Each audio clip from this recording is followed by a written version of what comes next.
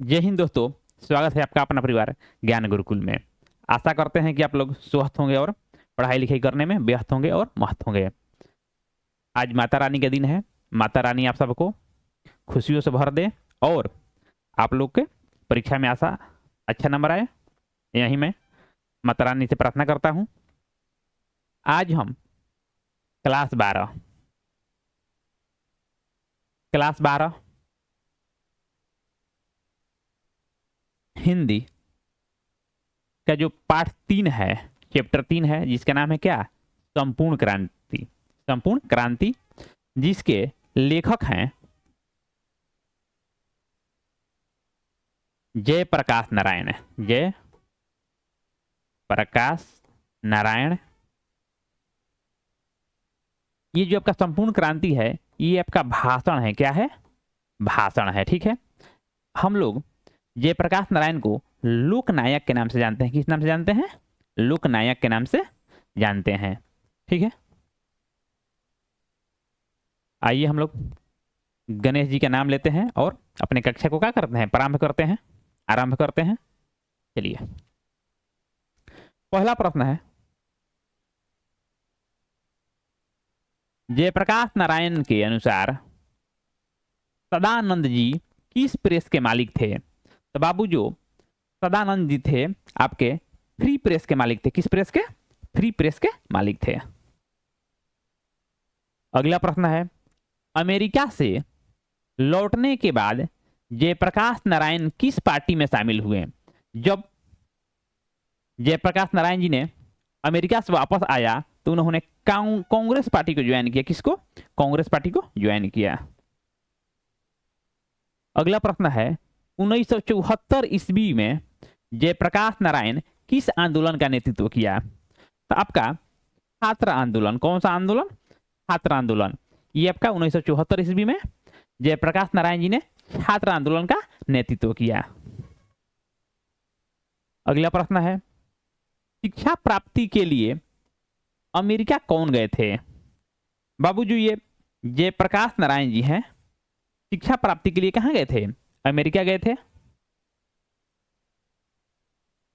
बिहार में हिंदी की वर्तमान स्थिति विषय पर लेख के लिए किसने सरोज पुरस्कार प्राप्त किया? तो जो बिहार में जो आपका हिंदी का जो वर्तमान स्थिति है उस पे जयप्रकाश नारायण जी ने क्या किया था? आपका लेख लिखा और क्या किया? उन पे जोर दिया।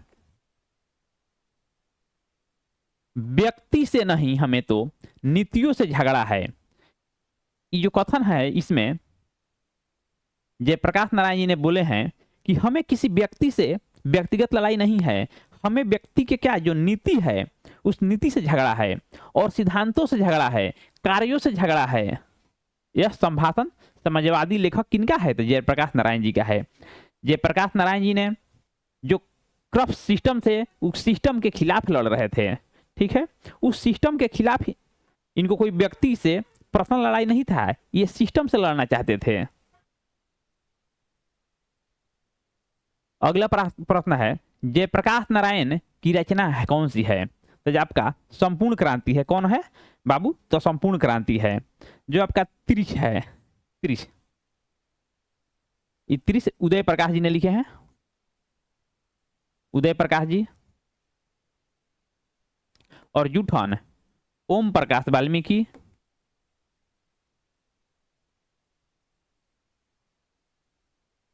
ओम प्रकाश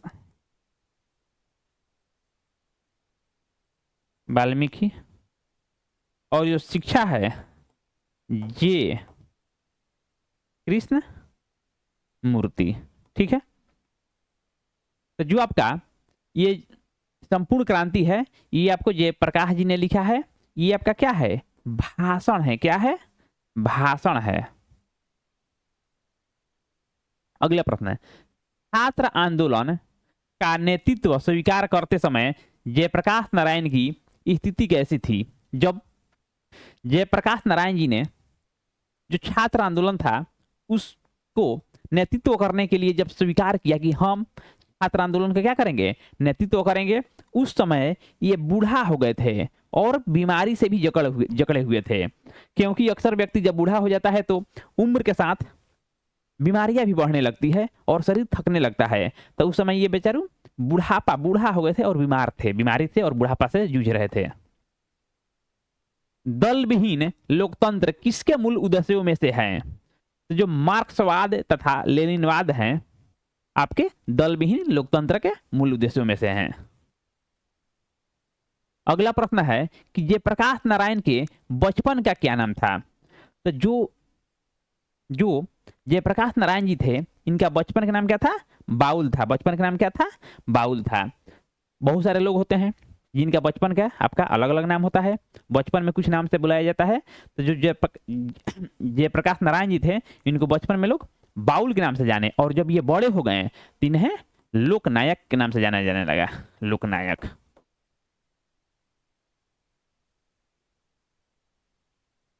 अगला प्रश्न है, जयप्रकाश नारायण जी किनका भाषण सुनकर अमेरिका जाने की प्रेरणा मिली? ये स्वामी सत्यदेव का इन्होंने भाषण सुना और भाषण सुनने के बाद ये प्रेरित हुए कि हमें भी कहां जाना चाहिए? अमेरिका जाना चाहिए। अगला प्रश्न है कि ब्रेन ऑफ बॉम्बे किसे कहा जाता है? उमाशंकर दीक्षित को। किन है? उमाशंकर दीक्षित को ब्रेन ऑफ बॉम्बे क्या कहा जाता है? Brain of Bombay. अगला प्रश्न है, 1974 में बिहार प्रदेश के मुख्यमंत्री कौन थे? जब 1974 में जब इन्होंने छात्र आंदोलन का नेतृत्व किया था, उस समय बिहार के जो मुख्यमंत्री थे अब्दुल गफूर थे। इसे लोकनायक के रूप में जाना जाता है, अथवा लोकनायक के रूप में कौन प्रसिद्ध थे? तो आपका जयप्रकाश नारायण। कौन? जयप्रकाश नारायण। उसी प्रकार से जो महात्मा गांधी के हम लोग बापू के नाम से जानते हैं, राष्ट्रपिता के नाम से जानते हैं, जो जयप्रकाश नारायण है, इनको हम लोग लोकनायक के नाम से जानते हैं। किस नाम से जानते हैं? लोकनायक।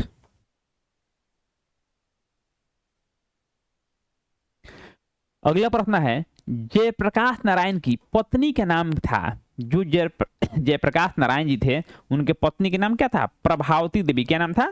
Prabhavati Devi. Reconstruction of India polity किनकी रचना है? तो आपके जयप्रकाश नारायण जी की रचना है। अगला प्रश्न है, जयप्रकाश नारायण को भारत की जनता किस नाम से जानती है? जो भारत की जनता थी, लोकनायक के नाम से जानती थी। किस नाम से जानती थी? लोकनायक के नाम से जानती थी। जयप्रकाश नारायण ने किस साल छात्र आंदोलन का नेतृत्व किया? तो 1974 ईस्वी में। कब किया था? 1974 ईस्वी में, जब इन्होंने छात्र आंदोलन का नेतृत्व किया। उस समय ये बूढ़ा हो गए थे। क्या हो गए थे? बूढ़ा हो गए थे और बीमार थे। जयप्रकाश नारायण के पिताजी का नाम क्या था? तो हर्षुदयाल। क्या नाम था? हर्षुदयाल। और माता का नाम प्रभावती। माता प्रभावती देवी।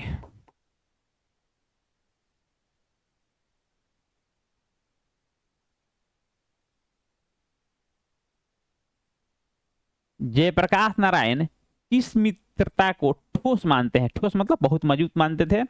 अंडरग्राउंड जमाने की मित्रता। किस जमाने के? अंडरग्राउंड जमाने। अगला प्रश्न है, जयप्रकाश नारायण किसको भाई कहते थे? किसको भाई कहते थे? तो जवाहरलाल नेहरू जी को क्या कहते थे? अपना भाई कहते थे। अगला प्रश्न है, संपूर्ण क्रांति क्या है? तो आपका भाषण है। क्या है? भाषण है। और निबंध के बारे में पूछ रहा था, तो आपका ये आपका बातचीत आपका निबंध हो जाएगा। बातचीत। कहानी के बारे में कह रहा है, आपका उसने कहा था कहानी हो जाएगा।